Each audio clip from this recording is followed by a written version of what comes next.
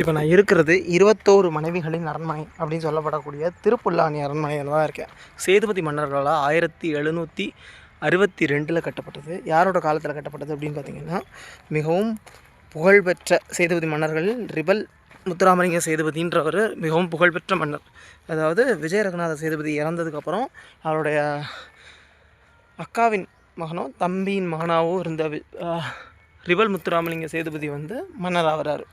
So 2 வயசு அப்போ ஆட்சிக்கு வந்தவர் தன்னுடைய பெருங்காலம் ராமநாதபுரத்தை ஆண்டார். அப்படிப்பட்ட மன்னரால் கட்டப்பட்ட அவருடைய காலத்தில் கட்டப்பட்ட ஒரு அரண்மனை தான் இப்போ சிதலமடைஞ்சிருக்கிறது பார்க்க முடியுது.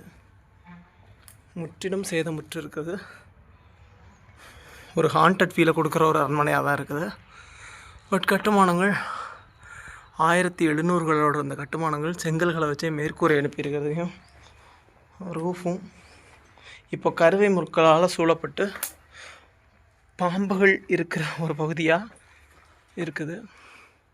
தனியாக வர்றதுக்கு கொஞ்சம் பயமாக தான் இருக்குது. ஏன்னா உள்ளூர் மக்கள் வந்து பாம்புகள் அதிகம் இருக்கும் அப்படின்னு சொல்லிட்டு சொன்னாங்க. ஸோ பறந்து விரிஞ்ச இந்த அரண்மனையில் இப்போ யாரும் இல்லை. மன்னர் வந்து தஞ்சை மராட்டியர்களோட கில்காஜி அப்படின்ற மன்னரோட ஒரு போர் புரிஞ்ச டைமில் இங்கே வந்து முற்றுகை போர் சமயத்தில் தங்கி இருந்ததாக குறிப்புகள் இருக்குது.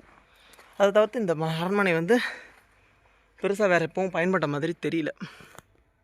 ஆனால் பறந்து விரிஞ்சிருக்கிற அந்த அரண்மனையை அரசாங்கம் நடத்ததுனா உருவாக்கம் செய்து எடுக்க முடியும். சேதுபதி மன்னர்கள் கிட்டத்தட்ட ஒரு 250 வருடம் பழமை வாய்ந்த இந்த அரண்மனை இன்றைக்கி இவ்வளோ தூரத்துக்கு சிதலமாக இருக்குது.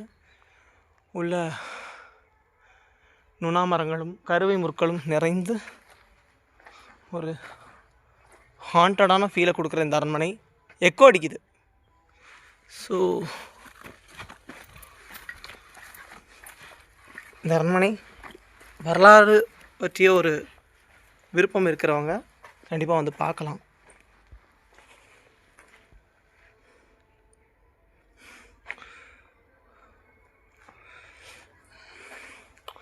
பதினாறு அறைகள், கிட்டத்தட்ட 16 அறைகளும் தாழ்வாரத்தோடு அமைக்கப்பட்டு பார்த்திங்கன்னா தெரியும் படிகள் அமைக்கப்பட்டிருக்குது.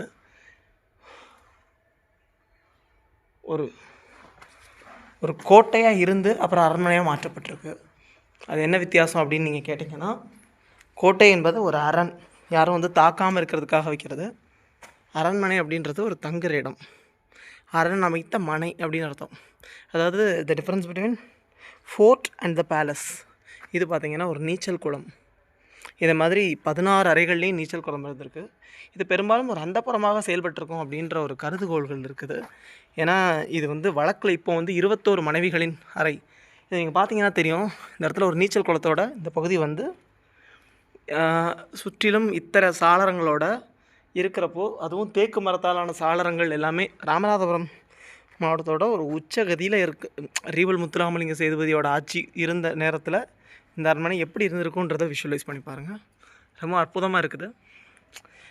கவர்மெண்ட் இதை மீட்டெடுத்தாங்கன்னா சுற்றுலாத்தலங்களை மேம்படுத்தி இன்னமும் இந்த புராதன ஹிஸ்ட்ரியை மக்களிடம் கொண்டு போய் சேர்க்க முடியும்.